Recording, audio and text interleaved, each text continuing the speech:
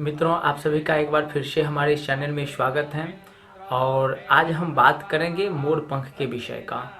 तो मित्रों, मोर पंख में क्या क्या अद्भुत गुण छुपा हुआ है और अपने पास में रखने से क्या फ़ायदा होगा उसके बारे में चर्चा करेंगे। लेकिन आगे बढ़ने से पहले मैं आपको एक बात बता दूं, अभी तक हमारे इस चैनल को आपने सब्सक्राइब अगर न किया हो तो ज़रूर कर दीजिए, बेल आइकन को ज़रूर दबा दीजिए और लाइक शेयर तो आप ज़रूर करेंगे, इतना आप पर में हमें विश्वास है।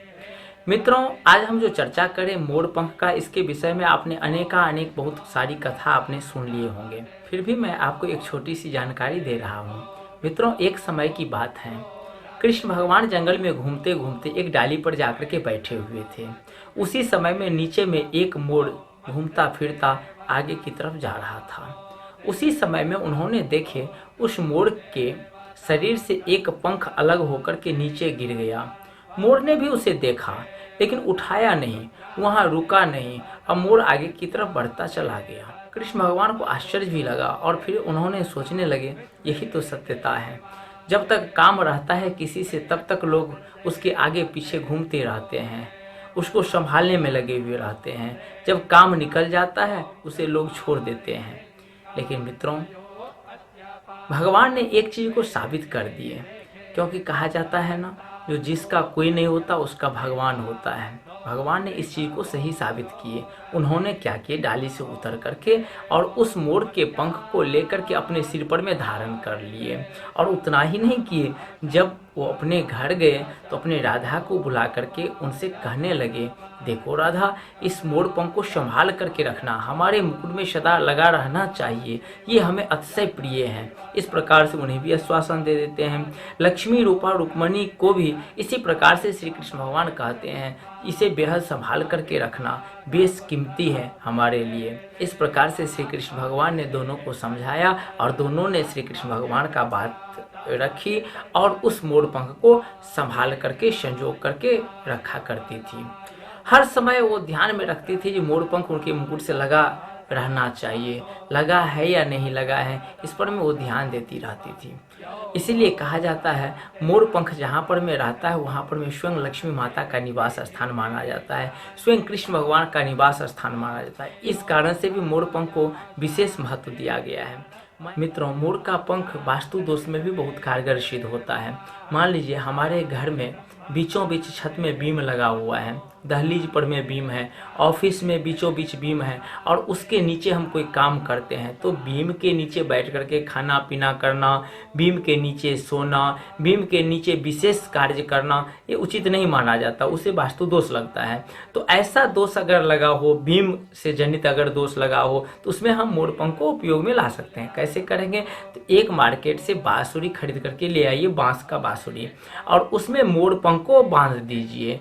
तो बांसुरी के साथ में ये मोर पंख को फिर लेकर के उस बीम में चिपका दीजिए। कहीं पर में कोई भी साइड में उसको चिपका सकते हैं। तो वहां पर में अगर बीम में हम उस चीज को लगा देते हैं तो उससे मिलने वाला जो नकारात्मक चीजें हैं, उससे मिलने वाला जो वास्तु दोष है, वो हमारा जरूर ही नष्ट हो जाएगा। तो इस प्रकार से वहां भी आप उपयोग कर सकते हैं। बहुत आदमी कहते रहते हैं, जो हम बहुत इनकम करते हैं, काफ़ी मेरा इनकम है, फिर भी बचता नहीं है, कुछ हमारे पर्स में रहता नहीं है, खाली का खाली रह जाता है। तो ऐसे सवाल जब उठता है तो इसमें भी मोर पंख का आप उपयोग कर सकते हैं। किस प्रकार से करना है, तो एक मोर पंख ले लेवें और अपने पर्स में सदा उसको रखें। पर्स में रखने से क्या होगा, तो ये जो हमारे मन में आता है, जो पैसा आता है लेकिन कहाँ जाता है, ये भी मन की जो बात है ये धीरे धीरे कम जाएगा। जो मन की ये भावना है ये भी धीरे धीरे कम जाएगा और आपका पर्स कभी खाली नहीं होगा। क्योंकि आपने तो पहले ही सुन लिए हैं, जो लक्ष्मी जी इस मोर पंख को संभाल करके रखने में निपुण है, उनको आश्वासन भी दिया गया है, उनको बोला भी गया है, तो वो सदा मोर पंख के इर्द गिर्द रहती हैं। तो उससे क्या होगा, लक्ष्मी का कभी हमें कमी महसूस नहीं होगा। इसलिए अपने पर्स में जो है मोर पंख आपको रखना चाहिए। दूसरा बात, संतान उत्पत्ति। संतान उत्पत्ति में अगर कोई बाधा होता हो, संतान उत्पत्ति न होता हो, या पुत्र का जिसका लालसा हो, पुत्र न होता हो, तो ऐसे में श्री कृष्ण भगवान का तस्वीर अपने बेडरूम में रखें और श्री कृष्ण भगवान की तस्वीर में चारों तरफ से मोर पंख से सजा दें। मोर पंख से अगर हम सजा देते हैं कृष्ण भगवान का तस्वीर, लड्डू गोपाल का तस्वीर को, और अपने बेडरूम में रखते हैं, तो हमें संतान प्राप्ति में एक अच्छा वो कारीगर साबित हो जाता है। तो इस प्रकार से आप अपने बेडरूम में ऐसे समय में आप रख सकते हैं। उसके बाद में चलते हैं पूजा घर में। पूजा घर में भी अगर मान लीजिए वास्तु का दोष है, वो सही स्थान पर में नहीं हमारा पूजा रूम बना हुआ है, गलत स्थान पर में बना हुआ है और सभी आकर के बोलते हैं वास्तु का दोष है इसमें, इस प्रकार से अगर मालूम पड़े या पता चले तो आप वहाँ भी इसका प्रयोग कर सकते हैं। मंदिर के सामने में जब हम मंदिर प्रवेश करते हैं तो मंदिर के जस्ट सामने में ऊपर में आप वहाँ पर मोर का पंख लगा सकते हैं, चाहे तो दोनों तरफ से लगा सकते हैं, नहीं तो बीच भाग में मोर का पंख लगा सकते हैं। तो अगर मोर पंख वहाँ पर में हम प्रयोग करते हैं तो उससे भी कुछ हद तक जो है वास्तु का दोष वहाँ पर में कम जाता है। पूजा घर के अंदर में भी हम जब तस्वीर लगाते हैं, भगवान का मूर्तियाँ वगैरह रखते हैं, तो वहाँ भी अगर कृष्ण भगवान का अगर हम कोई फोटो या मूर्ति रखे हुए हैं उस पर में अगर हम मोर पंख उससे लगा करके रखे हुए हैं या उनके सिर पर में रखे हुए हैं, उनके इर्द गिर्द अगर रखे हुए हैं, तो उससे भी क्या होगा, वहाँ का नकारात्मक जो ऊर्जा है वो नाश होगा और एक सकारात्मक ऊर्जा वहाँ पर में आरंभ होगा।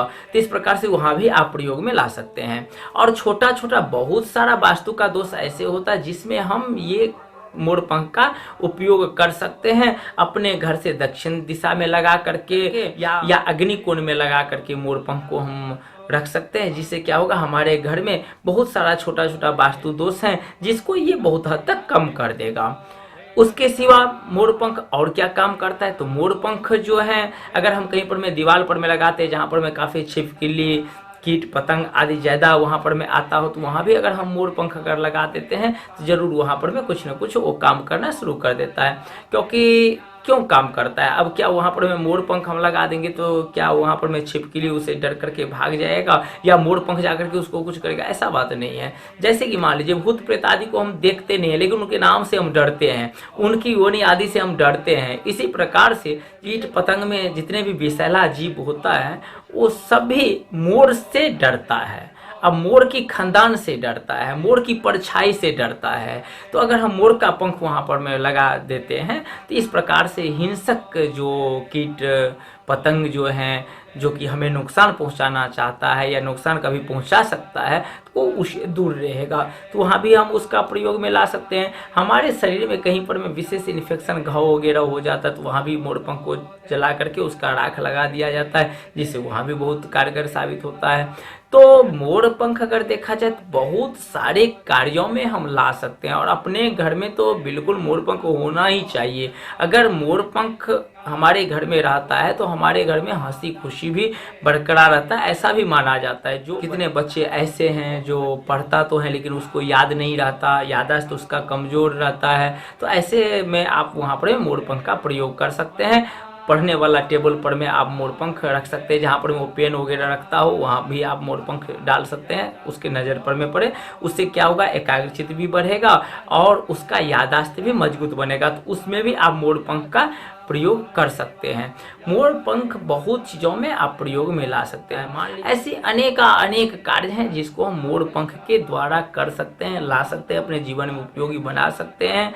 और भगवान का यह मोर पंख एक वरदान स्वरूप है दिया हुआ हमारे लिए, इसलिए सभी मिलकर के मोर पंख को लावें, अपने घर में लगावें, इसका उपयोग करें और उससे फ़ायदा आपको ज़रूर मिलेगा। और आपने सुने भी होंगे, देखे भी होंगे, जो पहले के ऋषि मुनि महात्मा जो जितना भी थे वो पेन के तौर पर में, लेखनी के तौर पर में मोर पंख का उपयोग करते थे। बड़े बड़े राजा महाराजा थे वो सिंहासन आदि मोर पंख का बनवाते थे, अपने जहाँ पर में वो बैठते उठते थे वहाँ पर मोर पंखों से सजवाते थे। यानी मोर पंख बहुत ही पुराना प्रचलन में रहा हुआ है। अभी भी बहुत लोग इसको अच्छे भावना से देखते हैं और अपने घर में उपयोग करते हैं, अपने लिए उपयोग करते हैं। तो आप भी मोर पंख को लावें और उससे लाभ प्राप्त करें। आज के लिए इतना ही, धन्यवाद और राम राम।